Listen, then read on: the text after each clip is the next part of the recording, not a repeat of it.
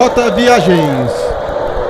Certo, 4,5 jogados no primeiro tempo. Vem o Grêmio, bola lançada no meio pro Luizito, vai tocar pro gol e tá na rede!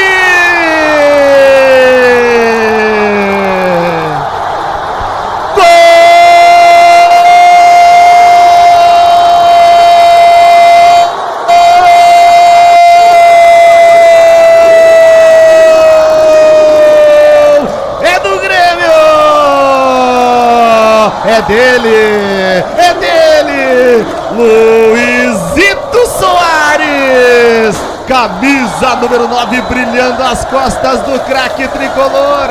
Tinha que ser dele o gol na estreia do craque do tricolor pra festa da grande nação gremista.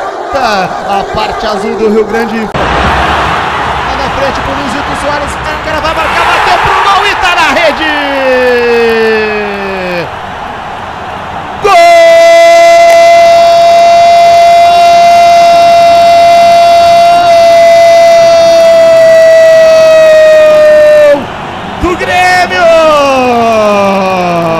De novo ele, novo Luizito Soares, o El Pistoleiro, o camisa número 9 que brilha as costas do artilheiro tricolor, pra festa da grande nação tricolor, pra sair a arena do Grêmio.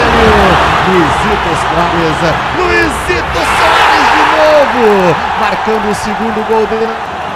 Escanteio pro Grêmio, cobrado curto, mais atrás a bola pro Campaz, ele vai levantar pra boca do gol, levantou, afastou a zaga, voltou pro Soares, a batida pro gol, tá na rede! Hat-trick! Gol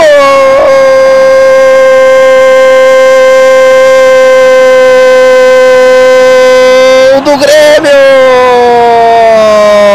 Luizito Soares, hat-trick na estreia, Luizito Soares, camisa número 9, brilha as costas do artilheiro tricolor, pra festa da grande nação tricolor na arena do Grêmio, no cruzamento da esquerda, ele pegou de primeira, sem chances pro goleiro que foi nela, não achou, Luizito Soares, camisa número 9, brilhando as costas do artilheiro tricolor, numa bomba de pé direito, ele faz o terceiro gol, ainda no primeiro tempo, estremece a arena do Grêmio, a parte azul do Rio Grande em festa, 1, 2, 3, 4 pro Grêmio, hat-trick de Luizito Soares, é festa da nação tricolor.